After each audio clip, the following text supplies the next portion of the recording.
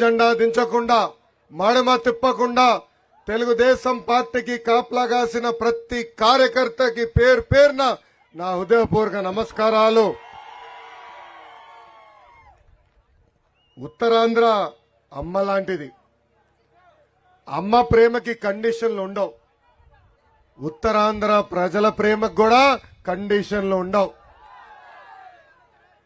Telugu Desam party హయాంలో ఉత్తరాంధ్రాని భారతదేశానికి job capital of ఇండియాగా తీర్చిదిద్దితే ఈ ప్రభుత్వ అధికారంలోకి వచ్చిన తర్వాత ఉత్తరాంధ్రాని గంజాయి క్యాపిటల్ ఆఫ్ ఇండియాగా మార్చేసింది.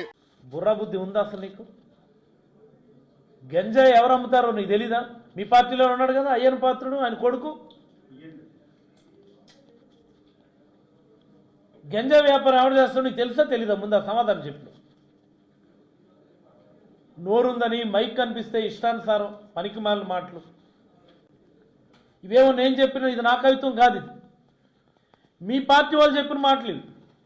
మీ పార్టీలో అప్పుడు మంత్రులుగా కొనసాగినటువంటి గంటా శ్రీనివాస్ గారు, లేకపోతే బండారు సత్యనారాయణమూర్తి వాళ్ళు ఎవరు చెప్పిన మాటలు ఇవన్నీ.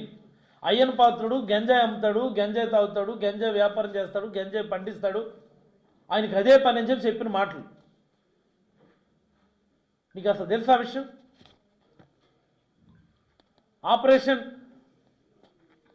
పరివర్తన అని ఒక బ్రహ్మాండమైనటువంటి ప్రోగ్రాం పెట్టి వీటన్నిటినీ కూడా డిమాలిష్ చేసినటువంటి ఘనత జగన్మోహన్ రెడ్డి గారు.